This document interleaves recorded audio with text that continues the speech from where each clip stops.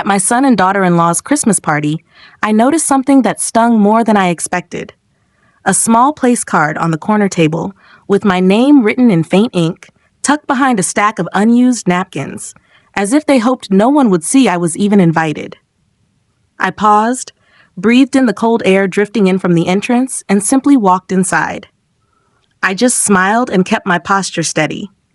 My coat was still a little dusty from helping that woman on the highway, and my hands carried faint marks of grease I hadn't been able to wash off completely. Still, I held my head high. I'm glad to have you here. Follow my story until the end, and comment the city you're watching from. I'd love to see how far this story travels. I had always believed family gatherings should feel warm, like when my late husband used to bring home a fresh pine wreath the first week of December.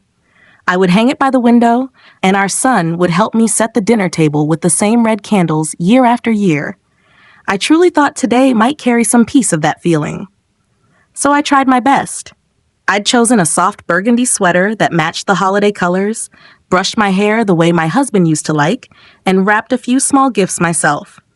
I imagined laughter, music, maybe even a hug from my son the moment I walked in. Instead, I was met with the sharp clinking of champagne glasses and the distant look on my daughter-in-law's face when she finally noticed me. I had prepared everything with care. My dessert recipe, the little ornaments I'd made for the grandchildren, even the holiday card I'd written by hand. Yet as I set the gifts down near the overly decorated tree, no one looked my way. They were busy rearranging chairs, discussing which guests should sit up front, and I somehow always ended up standing just a little outside the circle. Still, I held on to the hope that this evening might turn around, that maybe the effort I'd put into coming, helping that stranded woman, arriving despite the delay, would mean something. I didn't know then that the real twist of the night was about to step through the door, and everything would shift in an instant. The music from the living room drifted toward me, soft jazz, the kind people play when they want everything to feel expensive. I stepped a little farther inside, keeping my hands folded so no one would see the grease stains I hadn't fully scrubbed off. No one greeted me. A few of my daughter-in-law's relatives glanced over, then quickly looked away, like I was someone who had walked into the wrong house. I pretended not to notice. I moved toward the side table where the appetizers were arranged, all neat rows and tiny labels. Someone shifted the bowls deliberately, creating just enough space that I wouldn't comfortably reach anything. I stood there a moment, listening to the sharp laughter behind me. It was the kind of laughter that wasn't directed at me, but made me feel excluded anyway. The room felt colder than the December night outside. A group near the fireplace whispered and glanced in my direction. One of them murmured something, then covered her smile behind a champagne flute. My daughter-in-law, Alexis, brushed past me without making eye contact, adjusting her bracelet as if the only thing she could see was her own reflection in the ornaments.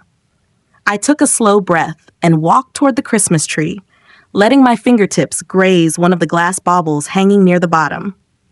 I had bought a pack of those same ornaments years ago, back when my husband was still alive and we decorated everything together. Tonight, they looked different, brighter, colder, like they belonged to someone else's holiday. "Are you waiting for someone to help you find a seat?" one of Alexis's cousins asked.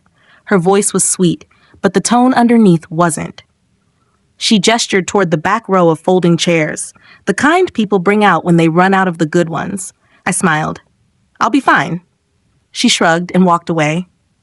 For a moment, I wondered if I was imagining it all. Maybe I was being sensitive. Maybe they weren't intentionally keeping me at arm's length. But then I caught a sentence floating through the air as two guests passed by. "She showed up like that? To this party?" I gently smoothed the sleeve of my sweater and kept my eyes forward. Still, in the middle of all the noise, I realized something quieter. My son hadn't come over to greet me. He was across the room, standing with Alexis and her parents. He looked polished, confident, like he belonged in their world. When he finally glanced my way, it was only for a second, quick, uneasy, like he didn't want anyone to notice the connection between us. That hurt more than anything anyone else had done. I shifted my weight, pretending to adjust the strap of my purse so I wouldn't look like I cared. A server carrying a silver tray paused near the group by the fireplace, offering drinks. When he reached me, he hesitated and said, these are for guests already seated." I nodded as if it didn't bother me. "No problem." He walked away without meeting my eyes. A small ripple of embarrassment rose in my chest, but I swallowed it. This was my son's holiday gathering. I wasn't going to cause a scene. I wasn't going to give anyone the satisfaction of seeing me upset. I just needed to stay composed until things calmed down. But the more I observed, the more the pieces clicked together. Alexis's mother kept giving me tight smiles that didn't touch her eyes. Guests whispered every time I crossed the room. People shifted their bodies slightly whenever I moved closer, like I was bringing the cold draft in with me. A realization settled in slowly, like snow collecting on a windowsill. This wasn't an accident. This wasn't a misunderstanding. They wanted me to feel out of place. And as the laughter grew louder and the light shimmered across the crystal glasses, I understood something else. Something heavier, sharper. I wasn't being ignored. I was being removed, piece by piece, from the picture they wanted to create. And my son wasn't stopping them. A few minutes later, the moment I'd been avoiding drifted toward me like a slow, heavy tide.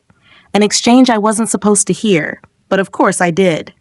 I was standing near the hallway table, adjusting the ribbon on one of the gifts I'd brought, when Alexis's voice floated through the doorway. "She really came like that? Mom, I told you she doesn't match the vibe of this party." Her mother whispered back, but not quietly enough. "Just keep her away from the main photos? We don't want distractions." I didn't move. I didn't gasp. I simply placed the gift down, making sure the tag was straight. The ribbon shook only once when my hand betrayed me. A part of me wished I could walk out right then, but a deeper part stayed, trying to believe that maybe, just maybe, things would improve. That someone would step in and remind them I wasn't an outsider. That my son would at least try. I lifted my chin, smoothing the front of my sweater as I walked toward the living room again.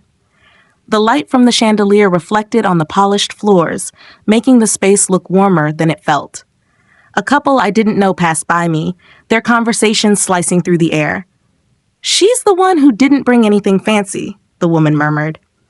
"Alexis said she's sentimental," the man replied, as if it were a flaw. I stood still until they were gone. Then came the moment that removed all doubt. At the refreshment table, my daughter-in-law's uncle was pouring himself cider when Alexis approached him. She didn't know I'd walked up behind them. "She tries, I guess," she said lightly. "But it's embarrassing. My family builds companies. Hers? Well, you can tell." Her uncle chuckled. "Don't worry. We know how to handle guests like that." I felt a coldness that had nothing to do with winter. Handle guests like that. Not family. Not my husband's mother. Just that. I backed up a step, letting the noise swallow me. The conversations blended into a blurry hum, but underneath it all was the unmistakable truth. They were doing this intentionally. Every whisper, every glance, every little shift in the room was a choice. A choreography designed to push me out of the center and into the shadows. And then, as if the universe wanted to confirm it once more, my son approached. For a brief, hopeful second, I thought he might ask how I was, or at least acknowledge the effort it took for me to come after helping that stranded woman. But he only said, "Mom, can you stand over by the side for a bit? We're taking photos." I blinked. Of course. He didn't look at me again. They gathered near the tree, smiling, laughing, adjusting jackets and dresses. Alexis's mother positioned everyone perfectly, tall in the back, couples in the front, children sitting on a velvet cushion. Someone joked about making sure this year's photos looked polished. I waited. I kept waiting. After the third shot, I realized no one was planning to motion me in. My son didn't even turn around. I watched from a distance as the camera flashed, capturing the version of their family they wanted the world to see. Clean, curated, complete. Without me. I wrapped my arms around myself and inhaled slowly, letting the scent of cinnamon and pine settle deep in my lungs. I reminded my heart to stay steady. I reminded my eyes not to soften. Because if I crumbled now, they would win. They would get exactly what they wanted. But the truth pressed in like a weight. This wasn't just neglect. It was deliberate, calculated. and I had finally seen it clearly enough that I couldn't pretend anymore. In that moment, something inside me, quiet, old, and steady, shifted. The kind of shift that doesn't make a sound but changes everything. I stood near the edge of the room, letting the hum of conversations fade into something distant. The Christmas lights blinked slowly, casting warm colors across faces that had never felt colder to me. And as I watched them pose for another photo, my son's arm around Alexis's waist, her parents standing tall beside them, my mind drifted somewhere else entirely. Somewhere safer. Somewhere before all this. I remembered the first Christmas after my husband and I bought our tiny starter home. The carpet was outdated, the heater rattled whenever it turned on, and the kitchen tiles always felt a little slanted. But we were happy. We strung popcorn garlands together while our son toddled around with a plastic ornament he refused to let go of. I can still hear my husband laughing when the lights flickered and the entire tree leaned a little too far left. "It's got character," he said, wrapping his arms around me and tightening the last branch. That memory used to warm me. Tonight, it hurt. Back then, family wasn't something complicated. We didn't have money, but we had each other. I never imagined a future where my son would stand in a room full of people who barely tolerated me, pretending not to see that I was alone. I held onto the edge of a side table for a moment, steadying myself as another memory surfaced. This one from the year my husband passed. The first Christmas without him. I had baked his favorite pecan cookies, even though no one asked for them. My son and Alexis arrived late that year too, but at least they hugged me then. At least they pretended to care. This year, they didn't even bother with that. I blinked, returning to the present, and watched as Alexis's mother adjusted the ornaments on the tree. Ornaments I had once gifted them when they moved into their new house. She handled them like fragile glass, but not with gratitude. More like she was arranging props in a display she didn't want me to touch. A tiny crack formed in my chest. I tried to shake it off. Maybe they just wanted a certain aesthetic. Maybe they were overwhelmed with guests. Maybe. But excuses can only cushion reality for so long, because then I remembered something sharper. A smaller moment that should have warned me long before tonight. Last spring, Alexis hosted a family brunch. I showed up with homemade blueberry muffins. She picked up the basket and said, "Oh, thanks," before setting it behind a vase of flowers, completely out of sight. Later that day, I overheard her tell a friend, "She means well, but I wish she'd just bring gift cards instead." Little moments, quiet insults, the kind designed to hide in plain sight. And now here I was, in their home again, surrounded by all the signs I should have paid attention to earlier. The distance, the dismissal, the subtle efforts to keep me at the edge of their world. As I stood there, watching them adjust their smiles for another photo, I felt a truth settle inside me, heavy, undeniable. They didn't want my presence. Only my silence. Only my distance. Only the version of me that didn't ask for anything and didn't inconvenience their curated lives. I ran my fingers over the pendant on my necklace, my husband's last gift to me. For a moment, I pretended he was here, standing beside me, reminding me that I still belonged somewhere. That my worth wasn't measured by how well I fit into their perfect pictures. The memory of his steady hands, warm and sure, held me together just long enough to breathe without breaking. But even as I steadied myself, I knew something had shifted permanently. This wasn't just a bad evening. This wasn't just an awkward party. This was the moment I finally admitted the truth.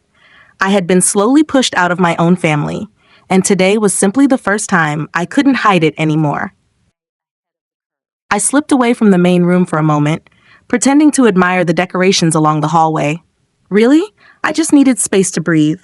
The noise behind me softened into a low murmur, laughter, clinking glasses, the occasional sharp whisper sliding through like a blade.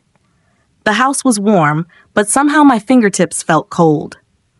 Near a small console table, I noticed a stack of envelopes. Holiday cards, most likely. One of them had my handwriting on it. I had dropped it off earlier that week, thinking it might be a nice gesture. It was unopened. Every other envelope around it had been sliced open neatly. Mine sat untouched, slightly bent, like someone had brushed it aside without thinking. I reached out, but didn't pick it up. I didn't want to give myself away. Footsteps echoed from behind, and I saw my son's little girl, The only soft spot left in that house, run into the hall, clutching a stuffed reindeer. When she saw me, her face lit up.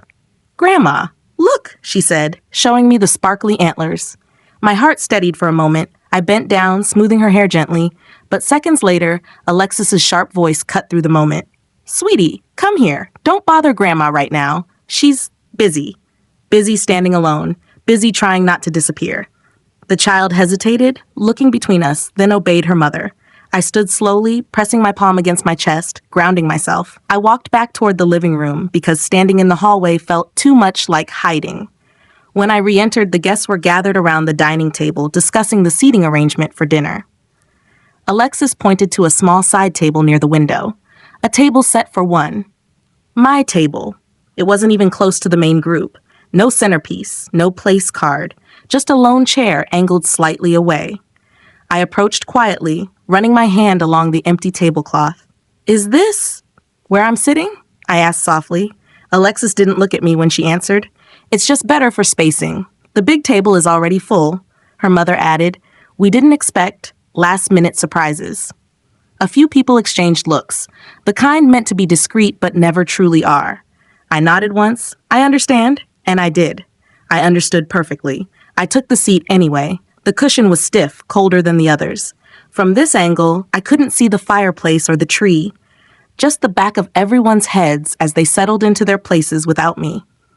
A server placed a glass of water in front of me, then hurried back to the center table where the real guests were gathered. Their laughter rose again, bubbling like a celebration I had never been invited to in the first place. I sat with my hands folded, resting gently on the tablecloth, and let the reality of it settle. The whispers earlier, the photos without me, the unopened card, the little table tucked away. Piece by piece, they had arranged this evening exactly how they wanted, me on the outside, them in the center. And for the first time all night, I didn't try to fight the truth. I just let it sit beside me, quiet and undeniable, in that lonely chair by the window. Dinner hadn't been served yet, but the room had already split itself into two worlds. Theirs, warm and bright around the main table, and mine, quiet and dim near the window. I kept my posture straight, watching the reflection of the chandelier in my water glass. If I focused on that instead of the people, I could almost pretend I wasn't being pushed aside. Almost. A few guests walked past my little table on their way to the restroom. Each one gave me the same polite smile people use around strangers. One of them even said, "Enjoying the party?" as if I weren't family at all. I nodded, keeping my voice steady. "Yes, thank you." He didn't wait for a reply. The space around me felt colder the longer I sat there. The window beside me showed a thin layer of frost forming on the outside, little patterns creeping slowly toward the corner. I pressed my fingertips together, grounding myself in the quiet. Across the room, I caught the sound of Alexis laughing, loud enough to draw every eye. She was telling a story, something about her job, waving her hands dramatically. My son stood next to her, smiling the way he used to smile at home when he was young. Only now, it wasn't for me. He didn't even glance in my direction. As they talked, Alexis's father looked at the empty seat next to him and said to my son, "We should have invited someone to fill that spot. It looks lopsided." My son replied lightly, "It's fine. It's just Mom's seat. Just Mom's seat." A placeholder, an afterthought, a gap no one felt obligated to fill. I looked down at my lap for a moment, letting the sting pass through me instead of clinging to it. I'd learned that with age, pain travels faster if you don't hold on to it. A server placed a small bread basket on the main table. Another server followed with salad bowls. No one brought anything to my side table. I waited silently, not wanting to call attention to myself. After a while, I stood up slowly and walked over to the serving area. The servers were busy refilling drinks, their trays clattering softly. "Excuse me," I said gently. "Could I have a plate when you have a moment?" One of them blinked, surprised. "Oh, sorry, I didn't realize you were part of the dinner group." I smiled politely. "It's all right." He hurried off to grab a plate, flustered. By the time I returned to my table, the first toast had already begun. Alexis's father lifted his glass, thanking everyone for coming, praising his daughter for organizing the evening, and complimenting the beautiful unity of both families. I listened from afar, my untouched plate cooling beside me. Beautiful unity. The irony settled heavily in the room, though no one but me felt it. As the toast echoed through the house, I caught a glimpse of my reflection in the window, small, alone, but upright. There was a kind of strength in that posture, a quiet endurance I hadn't realized I was still capable of. For a moment, I wondered if anyone else saw it, but no one turned. Not my son, not Alexis, not a single person in that room. They weren't expecting me to react, and so I didn't. I simply folded my napkin across my lap, inhaled slowly, and let my silence speak in ways their noise never could. Because deep down, beneath the ache, something was beginning to shift, soft but certain. A line was being drawn, not by them, by me. Dinner finally began, though no one announced it to me. I realized only when I heard forks scraping softly against plates and saw the main table leaning forward in unison, reaching for dishes I was never offered. My server from earlier noticed my empty table and hurried over with a small plate of turkey and vegetables, much smaller than the portions everyone else had. He whispered an apology before rushing away again. I didn't blame him. None of this was his fault. I cut a small piece of turkey, chewing slowly, focusing on the act of eating instead of the sounds of chatter floating from across the room. They were deep into a conversation about a family trip they were planning together, one I had clearly not been included in. Alexis's mother described matching ski outfits. Her father discussed booking a lodge. Someone asked my son who would watch the kids. "We'll figure it out," he said casually. "Mom's usually busy." Busy. Busy sitting alone in a quiet house. Busy being forgotten until they needed something. I placed my fork down, letting the weight of that single word settle in my chest. A slow ache spread through me, but along with it, a clarity I hadn't expected. This wasn't accidental. It wasn't a misunderstanding. It was a pattern. One I had been trying to excuse for far too long. A group at the main table burst into laughter again. I didn't even bother trying to understand what the joke was. Instead, I watched their faces, bright, animated, full of ease, and I wondered when my presence stopped being part of their joy. I was wiping my hands on my napkin when one more detail confirmed everything I'd been feeling. Alexis leaned toward her mother, whispering something I couldn't hear. Her mother nodded and stood up, walking over to a group near the bar. Moments later, one of the men glanced directly at me, smirked, and shook his head as if agreeing with whatever they'd been told. The message traveled through the room faster than words could. I wasn't welcome. Not truly. Not even in the smallest way. My son didn't notice. Or maybe he did, and chose not to. The turkey on my plate had grown cold. I pushed it aside gently. Then came the moment that shifted the room again. Not because it was loud or dramatic, but because it was unmistakably intentional. A woman I recognized only vaguely, one of Alexis's distant relatives, walked up to my son and wrapped her hand around his arm. "Your mom seems a little out of place," she said softly, in a tone dripping with polite malice. My son exhaled slowly, rubbing the back of his neck. "Yeah, she's adjusting."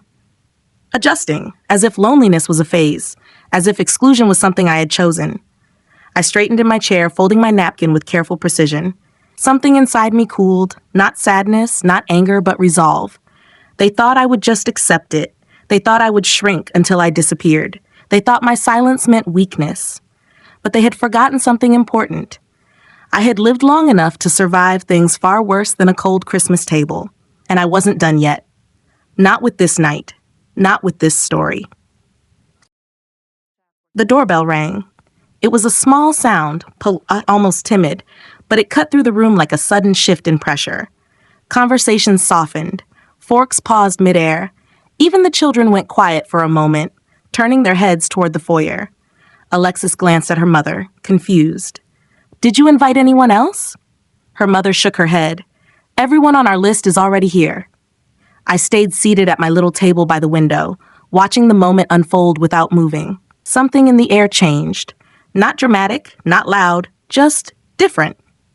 A kind of hush that made people stand a little straighter.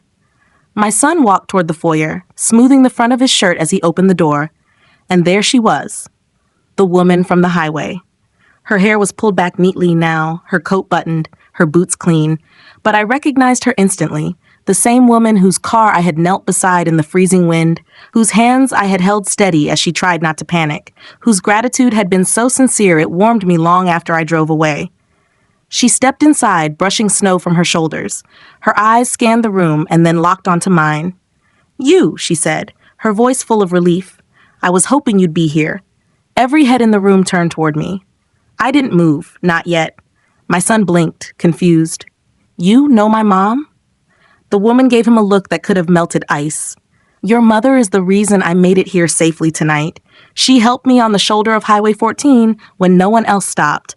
A ripple moved through the guests, surprise, curiosity, discomfort. Alexis's expression tightened. "Oh, that was you?" she said to me, forcing a small laugh. "We, didn't know why you were late." The woman turned to her sharply. "She helped me for nearly an hour in the cold. She ruined her sweater trying to fix my tire. I begged her to let me repay her, and she refused." Silence spread across the room like a slow wave. My son swallowed hard. "Mom, why didn't you say anything?" I folded my hands gently. "It wasn't important." But the woman stepped forward, refusing to let my quietness hide anything. "No," she said, louder this time. "It is important, especially considering the way she was treated the moment she walked in." Alexis stiffened. Her mother blinked rapidly, her lips pressing together in a thin, nervous line. A few guests exchanged uneasy looks. The woman glanced at the little solitary table where I had been seated all night. Her eyes darkened.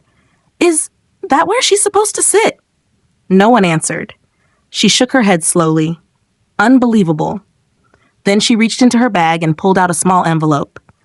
"Before I forget, I came to deliver this personally."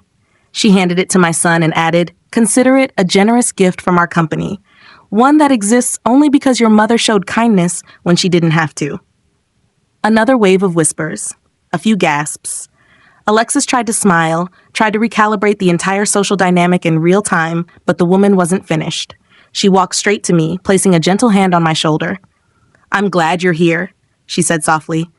"People like you deserve to be at the center, not the edges." A warmth spread through my chest, quiet but strong. For the first time that night, the room wasn't looking past me.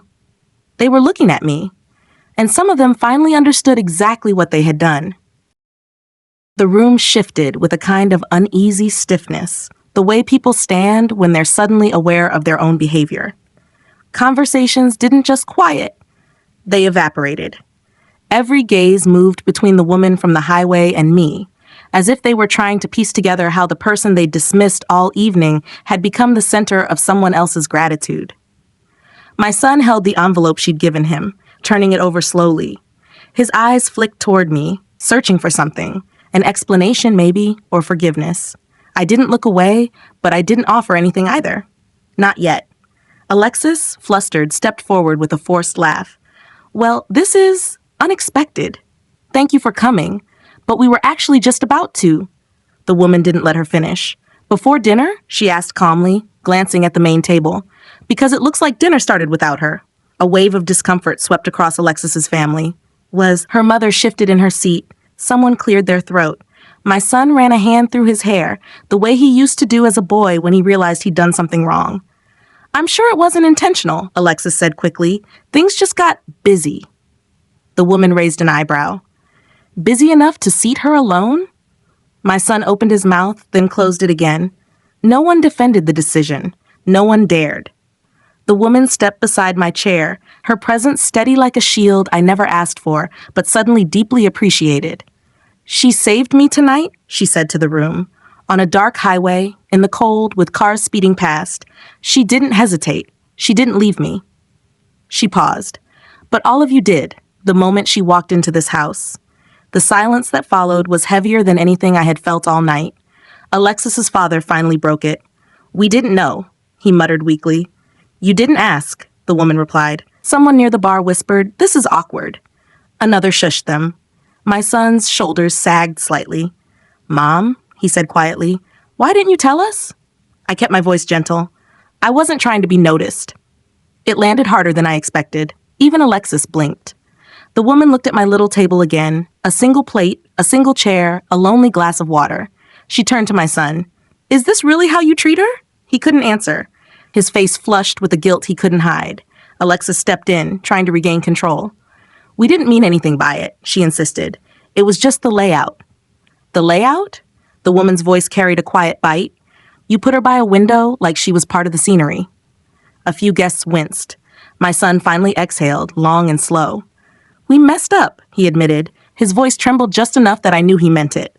I messed up. The woman nodded once, but didn't soften. Fix it. Her instruction wasn't loud, but it was powerful enough to ripple through the entire room. Guests shifted, chairs scraped softly as the main table rearranged itself. My son moved quickly this time, pulling out a seat near him, clearing space, removing an extra centerpiece to make room just for me. People watched with a mix of embarrassment and realization. Some avoided my eyes, others looked at me with something like regret. But I didn't move yet. Not because I refused to sit with them, but because I wanted to see, just for a moment, whether this change was genuine or a performance. My son stepped toward me, voice low. Mom, please, sit with us. There it was. Not an order, not an obligation, a request. The first real one of the night. I looked at the woman from the highway. She gave me a soft nod, as if reminding me I didn't owe anyone an answer except myself. Slowly, I stood, resting one hand on the table as I rose. The room watched. The dynamic had shifted, and for the first time all evening, I wasn't the one shrinking. They were. I walked toward the main table slowly, not out of hesitation, but because I wanted every step to settle. The room had gone from lively to tense, like everyone was holding their breath. My son pulled the chair out farther, making sure there was plenty of space, his earlier confidence replaced with something softer. Remorse, maybe. I didn't rush to fill the silence. When I finally reached the table, I rested my hand on the back of the chair but didn't sit just yet. People shifted, pretending not to stare, but their attention clung to me like static. Alexis clasped her hands too tightly, her knuckles pale. Her parents looked everywhere but at me. My son swallowed. Mom, we want you here. The word want landed differently this time. Not as pity, not as obligation. It was the kind of word someone uses when they finally understand the weight of what they took for granted. I let the moment hang for a breath before I lowered myself into the chair. The cushion was warm. Someone had been sitting there minutes earlier. And the space around me widened as the table adjusted to include me. The woman from the highway watched with quiet approval before finding a seat nearby. The server hurried over and replaced my cold plate with a fresh one. He poured me a drink with careful hands, mumbling an apology. I gave him a small nod. It wasn't his fault. It never had been. As I unfolded the napkin, the shift in the room settled into something palpable, almost visible. Conversations restarted in cautious trickles, but none of them quite regained their earlier ease. A few guests offered me nods, awkward smiles, the kind people give when they're trying to rewrite history on the spot. Alexis tried first. We should have asked if something happened on your way here, she said, forcing a polite tone. I met her eyes, steady and calm. It wouldn't have changed much. Her jaw tensed. She knew I was right. Her father cleared his throat. We, didn't realize you helped someone tonight. That was generous of you. I didn't respond, not out of cruelty, but because some realizations don't deserve to be cushioned. The woman from the highway glanced at me, then at them, her expression making it clear she saw through the sudden shift in empathy. My son leaned forward. Mom, I'm sorry. Truly. His voice cracked just enough that the room took notice. For a moment, I saw the little boy he once was, the one who clung to my hand in crowded rooms, who never let go until he felt safe. I softened just slightly, not enough for anyone to mistake it as forgiveness, but enough for him to feel I'd heard him. Before I could answer, Alexis's mother, who had been silent until now, spoke up. We should have treated you better, she admitted quietly. Her posture stiffened as she added, Tonight could have gone differently. The woman from the highway tilted her head. It still can. Her words were simple, but they shifted the room again. Not in a dramatic way, just enough to remind everyone that respect wasn't something you showed when it was convenient. I lifted my glass, not in a toast, but as a gesture of composure. The chandelier lights reflected in the liquid, shimmering in a way that felt grounding. I didn't come here for attention, I said softly. I just wanted to spend Christmas with my family. My son closed his eyes for a moment, the truth hitting harder than any accusation. The table fell completely silent, and in that silence, everyone understood. I wasn't demanding a place. I had always had one. They were the ones who forgot. The table stayed still for a long moment, like everyone was afraid to breathe too loudly. I could feel the weight of their eyes, not heavy with judgment this time, but with something closer to reckoning. The woman from the highway took a quiet sip of her drink, giving the room a chance to catch up to its own conscience. My son's voice finally broke the silence. "Mom, I'm really sorry. I should have been there when you walked in. I should have..." He stopped himself, shaking his head. "I should have treated you better. Not just tonight." He didn't say the rest, but he didn't have to. I heard it in the way his shoulders sagged, in the way he couldn't meet my eyes for a moment. I let him sit in that truth, not to punish him, but because rushing in to comfort him would have let the lesson slip through his fingers. Alexis shifted in her seat. "We didn't mean to hurt you." Her voice was softer now, less polished, but she still couldn't hide the tightness in her jaw. "We had a lot going on." I kept my expression calm.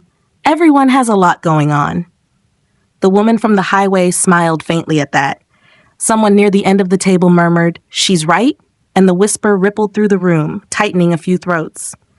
For the first time that evening, I didn't feel the need to shrink. I was seated at the same table, yes, but it wasn't the seat that mattered. It was the shift, the quiet reclaiming of space that was mine long before tonight. My son cleared his throat. "Mom, can I get you anything? Another drink? More food?" I shook my head gently. "No, thank you, I'm fine." The simplicity of it made him flinch. A son should know when his mother isn't fine. A son should notice. Across the table, Alexis's mother finally spoke again, quieter than before. "We misjudged you," she admitted. "It won't happen again." Her husband nodded stiffly, embarrassed enough that he kept looking at the tablecloth instead of at me. I didn't need an apology from either of them. Their discomfort was enough proof that the truth had reached them. The woman beside me leaned back, crossing her legs with the kind of confidence that didn't need volume. "Funny how kindness works," she said casually. "You never know who people really are until you see how they treat the quietest person in the room." A few guests looked down, their faces warming with shame. Alexis exhaled. "We should have welcomed you properly," she said. "It won't happen again." The words floated across the table, neat and tidy, but they didn't carry the weight of true understanding. Still, I nodded once. Not in agreement, but in acknowledgement.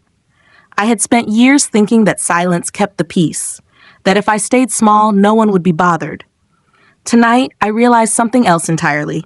Silence doesn't keep the peace. It keeps the hierarchy. And I was done sitting at the bottom of it.